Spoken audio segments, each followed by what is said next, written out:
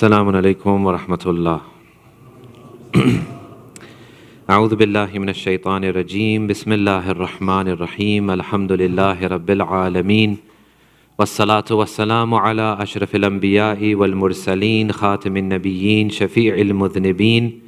Rahmatan lil alameen. Maulana wa sayyidina Abil Qasim Muhammad. Allahumma salli. وعلى آله الطيبين الطاهرين لا سيما بقية الله في الأرض أرواحنا له الفداء وعجل الله تعالى فرجه الشريف ولعنة الله على أعدائهم أجمعين من الآن إلى قيام يوم الدين. أما بعد, respected elders, brothers and sisters, I'm often asked if there was one thing we can do to help in our spiritual journey towards Allah subhanahu wa ta'ala. What is that one thing? And that answer is, the one thing you should do and the place where you should start is your namaz. Namaz is a fundamental part of our religion. It is the cornerstone of our faith. It is something which is so special and so important that we have been told in hadith that namaz is the pillar of your religion. Meaning that if namaz is not there, the pillar is taken away, the whole religion falls down. The whole structure of Islam falls. Your whole tent of Islam will fall down because there's no pillar to hold it. We've been told in hadith that your namaz is so important. In qubilat qubila ma siwaha. وَإِنْ رُدَّتْ رُدَّتْ مَا سِوَاهَا. If it is accepted, then everything else is accepted. If it is rejected, then everything else is rejected. This is a thing that we recite every day, all the time, 5 times a day. And yet, many people will remain heedless of their namaz. Until the end of their life, they may say, I've never prayed a proper namaz. I've never been able to, in just this 1.5 to 2 minutes of a 2 rakat prayer, I have failed to maintain my concentration from the first Allahu Akbar to the last. Many people complain that we can't, I don't know why, but we can't stand in front of Allah and maintain that concentration. They will say, for example, we can't sustain maybe even a week of praying on time at awwal waqt. We can't. Something happens. Something comes in the way and we end up neglecting our prayers. This lecture today, and there are 2 more after this regarding namaz, is going to look at namaz from a slightly different angle. In tonight's lecture, the whole lecture is about changing your mindset and attitude towards namaz. Changing that mindset. That is the first step. If that attitude and mindset changes towards namaz, then inshallah we can look at namaz in a new way and maybe find some new motivation towards our namaz. Azizan, every person, when they embark on the journey of spirituality in Shia Islam, we have a very important thing in Shia Islam regarding spirituality. We say that in spirituality, and you must have heard this from many, many ulama, we say that at all times a person needs a mentor. He needs someone to take him along on the path. He needs someone to show him. He needs someone to hold his hand. He needs someone to accompany him along. Mentor. Now you tell me, we are not in Qum and Najaf anymore. We are not in Qum and Najaf. Where are we going to find these mentors? See, the beauty of Islam is that Allah will never leave anyone without a mentor. Your mentor is your namaz. Your mentor, the thing that will take you along, the thing that will look after you, the thing that will help you, is your namaz. In this regard, we have, for example, some fantastic stories, and there are so many of these stories regarding those great, great spiritual mentors of people and how they have guided them and helped them both in the hereafter life and in this life. For example, there was a man, he was a property developer. He had taken a lot of loans and a lot of business loans, and he had built houses, and now he was struggling to sell them. His creditors were at his door. They were knocking on the door saying that it's time to pay up now. The deadline has passed. He went to one of these spiritual guys and he said, listen, I have a problem. I'm trying my best. I did halal business. I tried my best, but this is not working. My houses are not selling. I've got debts to pay. help me. That spiritual person, the way they do, if you ever met these people, then you know what I mean. If you haven't met them, then I pray that Allah gives you tawfiq to meet these kinds of people. The way they do, he puts his head down, he thinks for a while, and then he looks up and he says, listen, your problem is that your sister is not happy with you. He says, my sister? Of all the things that I thought you would say, you're bringing up my sister? How come? He said, look, I don't know, but go and find out. Some reason for somehow she is unhappy with you. He goes, he speaks to the sister, and he realizes that yes, after the father had passed away, he had some inheritance which he had to give to her, and he delayed giving it to her. He gave her extra. Then he comes back to this Agha. He says, Agha, now I've discharged. My sister is now happy. He says, no, still she is unhappy. He says, now what? I've done what you had said. I've given her the inheritance. Now what? He says, tell me something. You're a property developer. He said, yes.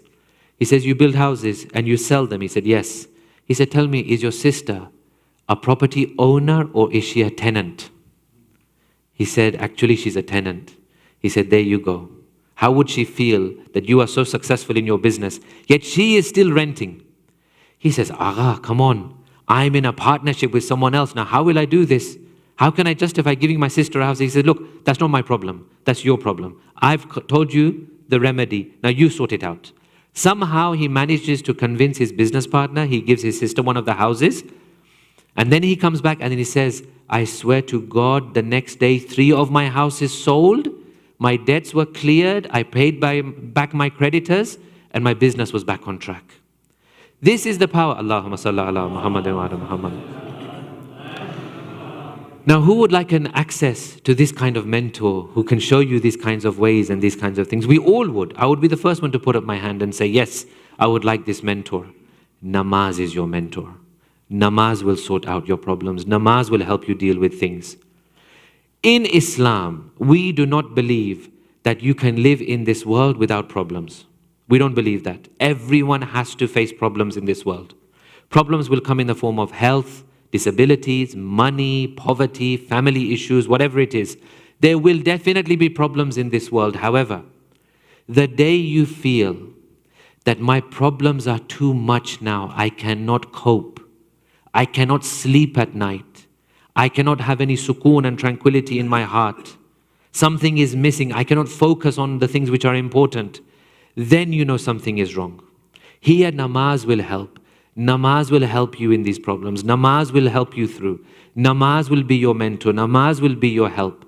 And not only that, you know, Namaaz is so amazing. Not only is it a general mentor, it is a specific mentor for each person. Namaaz knows what is your problem and how to deal with it. Namaaz knows what is my problem and how to deal with it. One person has too much love for the world, Namaaz will sort out that issue. One person is a selfish person, Namaaz will help him deal with his selfishness. One person has an anger issue, Namaaz will help him in his anger issues. Whatever it may be, if you approach Namaaz properly, you pray regularly, Namaaz will help you in your problems. It will be your mentor, it will be your guide. Someone comes to Agha Bahjat. He says, Agha, I need a mentor in my life. I cannot find one. Agha says to him, act on what you know, that is your mentor. Another person comes and says, Agha, I need a ustad, I need a mentor in my life. He says, listen to me. As long as you don't trample upon what you already know, you will be guided. That will be your mentor.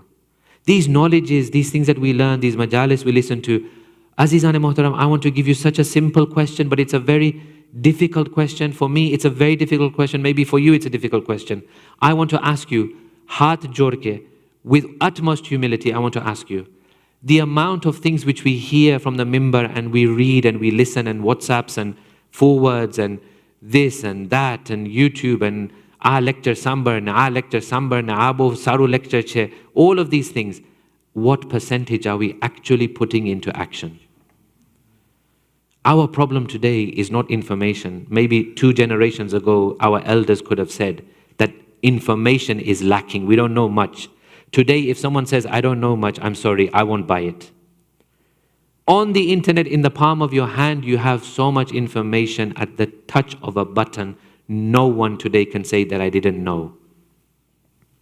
You cannot be bothered to find out, it's a different matter. That is a different matter. That's an attitude problem. You cannot be bothered, you want someone to spoon feed you, you want everything on a plate, that's a different issue. But to say that I didn't know and I didn't have access to information is wrong. Anyway, let's come back to the topic at hand with one salawat ala Muhammad wa ali Muhammad.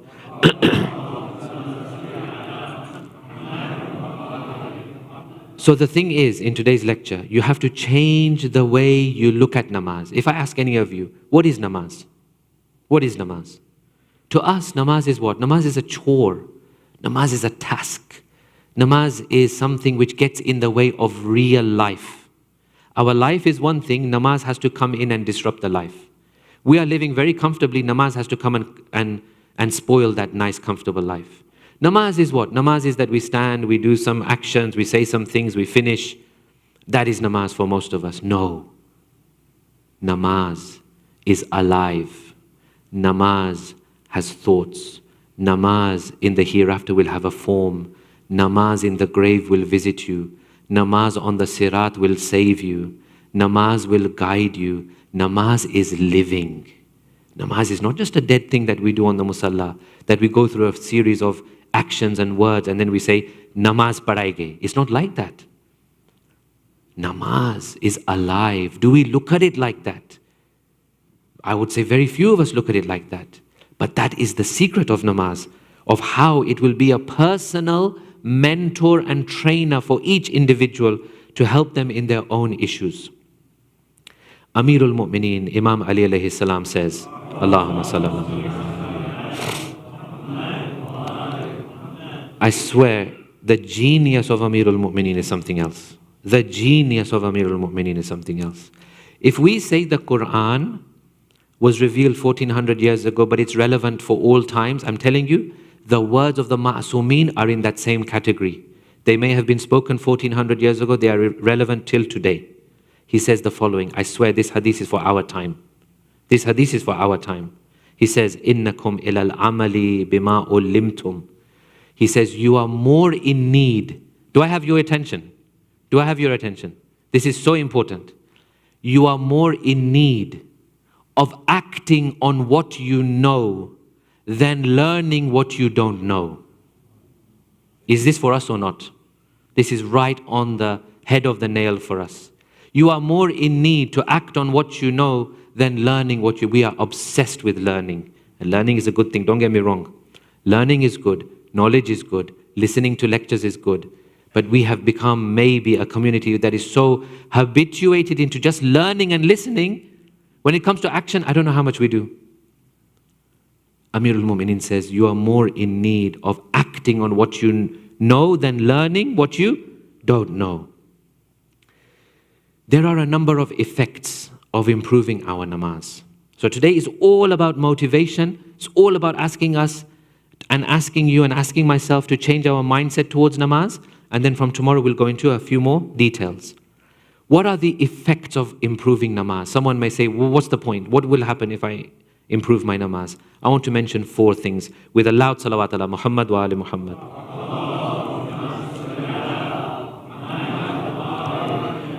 Number 1, it removes the deficiency in life.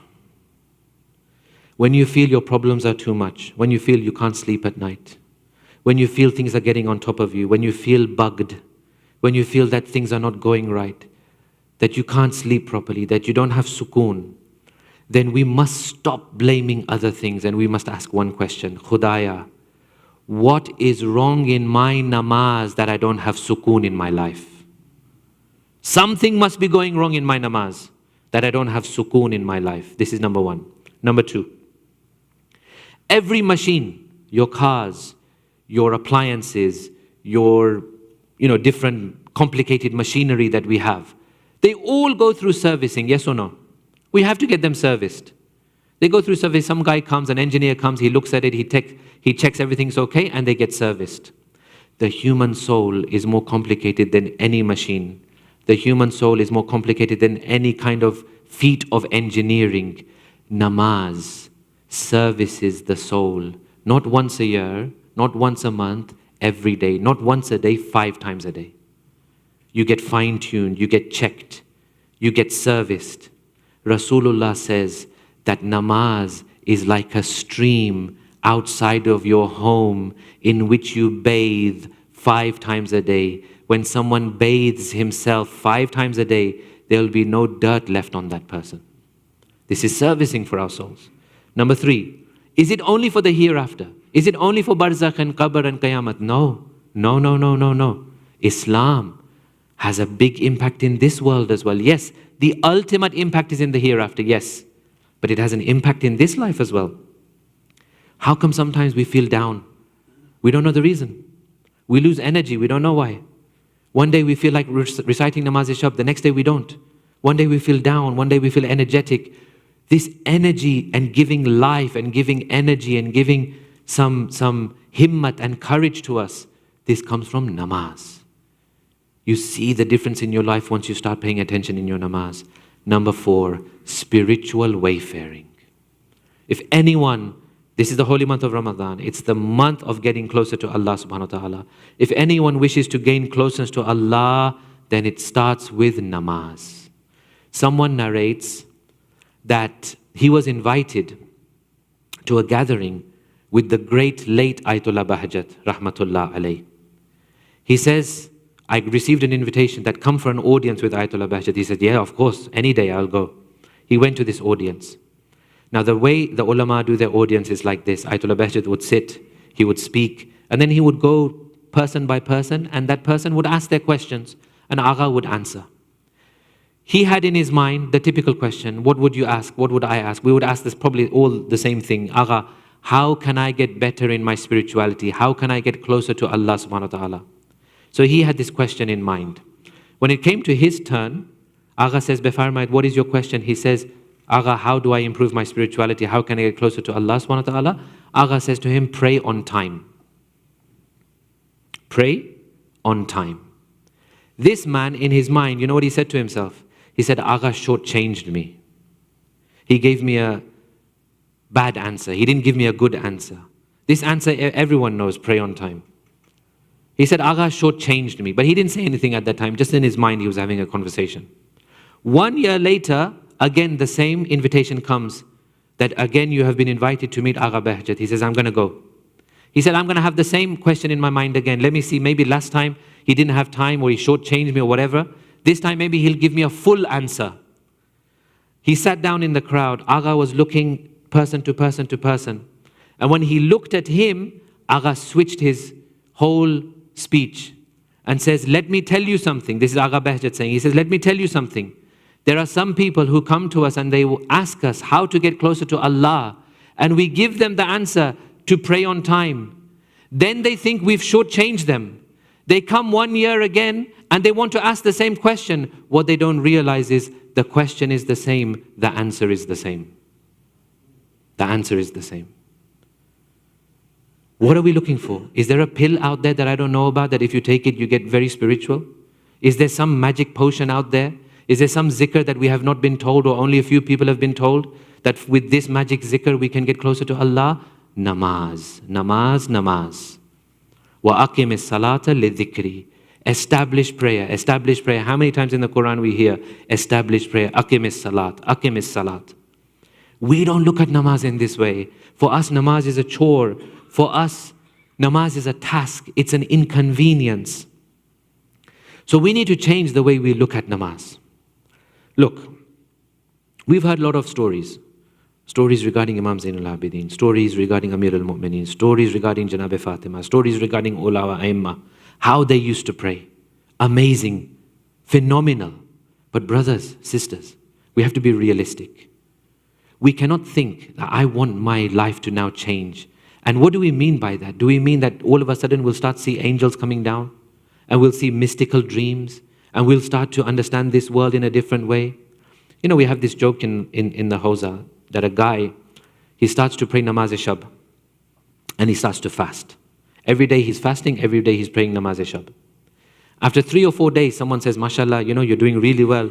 For 3 or 4 days you've fasted and you've prayed Namaaz-e-Shab so nicely. He says, yes, but I'm upset. They say, why you're upset? He says, because still Jibreel hasn't come to me. I'm still waiting for Jibreel. What's going on? You know, we think it's something like this. Someone comes to Agha Bahjat and says, Agha, I have been doing spiritual wayfaring for 1 year and I haven't felt any difference. You know what Agha says to him? He says, Hanus 20 saal ke na shude. He says, it hasn't been 20 years, has it? You need to wait. Be patient, it will come. But it's not going to come just in a couple of days. We want everything now. We don't understand namaz. It takes time. So when we hear these fantastic stories, and really they are true stories, about Amirul Mu'mineen, about Imam Sajjad, about all of our Aimma alayhimus salam, the way they used to pray, 100% true. But that is not us from day one. We have to be realistic. From day one, we are not going to have those kinds of unveilings and mystical dreams and mystical visions. We need to be realistic. We need to admit one thing to ourselves. Unless we admit, we will not change. Yeah, you remember my first lecture. Unless we don't recognize there's a problem, we won't act on solving the problem. That is that we do not approach our namaz properly. Let's be honest. Let's call a spade a spade. We don't approach our namaz properly. We think that all of this is for the ulama, is for the maraji, is for the awliya, is for the very, very ultra pious people. No, who said? Who said Allah belongs to them only? Each and every one of us can have a share in this closeness with Allah subhanahu wa ta'ala. But we start with namaz. Sallu ala Muhammad wa ala Muhammad.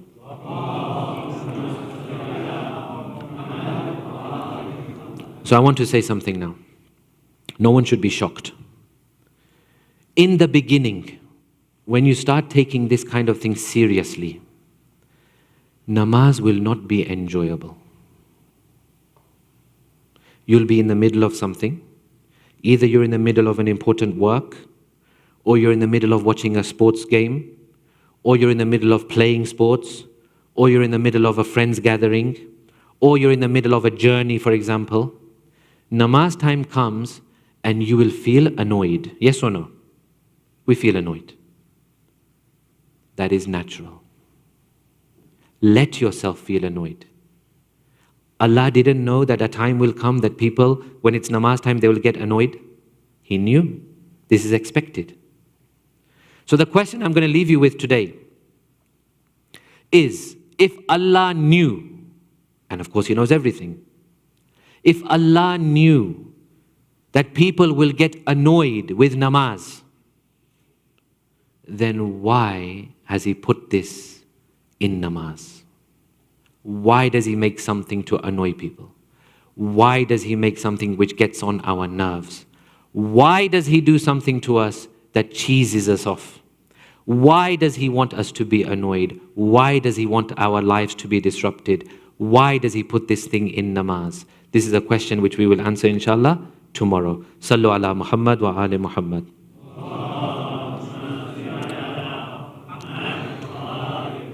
Tomorrow we will be commemorating the wafat of Janab Khadija salamullahi alayha. Allahumma salli. Janab Khadija, of course, was the selfless, brilliant wife of the Holy Prophet. For tonight, I want to spend a few minutes remembering another brilliant, selfless wife, but this one was the wife of Amirul Mu'mineen. Janab Ummul Baneen. Janab Ummul Baneen, I'm telling you, she's almost unsurpassed in these category of great women of Islam. Janab Ummul Baneen, on the day when Amirul Mu'mineen has married her and now is bringing her to his house, Janab Ummul Baneen says to Amirul Mu'mineen, she says, I will not enter like this. First, you call your daughter Zainab. Tell Zainab to come. When she allows me in, I will go inside. When she goes inside, she brings the children of Janab Fatima. She says, listen to me, children. I am not here to take the place of your mother. I am here to serve the children of your mother. I'm here to serve you. After some time, she realizes, because her name was Fatima, Ummul Baneen was her title. Her name was Fatima. She realized that when people are calling me Fatima, at times I can see tears in the eyes of Imam Hassan and Imam Hussein. She tells them, don't call me Fatima anymore. Call me Ummul Bani. This great lady, on the day when Imam Hussein alayhi salam is leaving Medina, you know, there were a number of people who came to Abu Abdullah and advised him not to go. Some really great personalities. But nowhere do we find any report that Janabi Ummul Banin comes and tells Imam Hussein not to go. Instead, what she does, she comes and she says, "Oh Abu Abdullah, you are going. When you go, give my salams to your mother." She knew what was going to happen because Amirul Mu'mineen had trusted her with this. And then she calls her children. She calls Hazrat Abbas and she says, "Abbas, listen to me. I want to tell you something. Today you are going with Hussein. When you come back, don't come back without Hussein." Abu Abdullah goes. She was the mother of 4 brave children. Hazrat Abbas was one of them. Another one was Abdullah. Another one was Ja'far. Another one was Usman. All of them were killed in Karbala. When the broken qafila of Imam Hussein comes back to Medina, there was a man called Bashir. He was sent into Medina by Ahlul-bayt. They told him, "Go and announce what has happened. Go and tell people that we have returned." Bashir says, "When I was walking in the streets of Medina, I saw this great lady Ummul Banin, and I decided to tell her about her 4 children. And I began by telling her about the youngest one.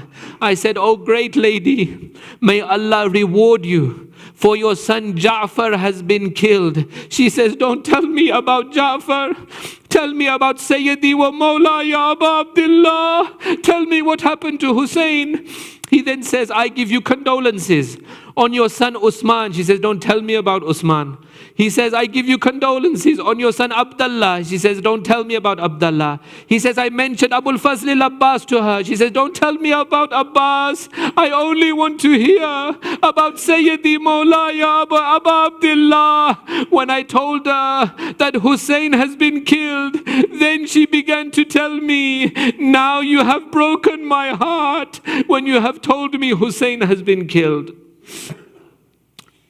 Allah la'natullah al-qawmi al-zalimin wa sayalamu alladhina zalamu ayyamun qalbiyan kalimun inna lillah wa inna ilayhi raji'un.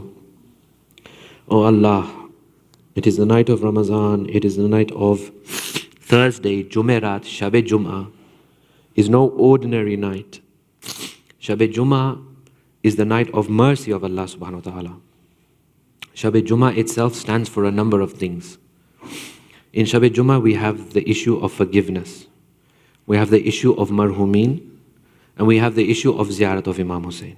These 3 things. This is why our community does what it does. It recites Yasin for marhumin. It recites majlis and ziyarat for Abu Abdullah.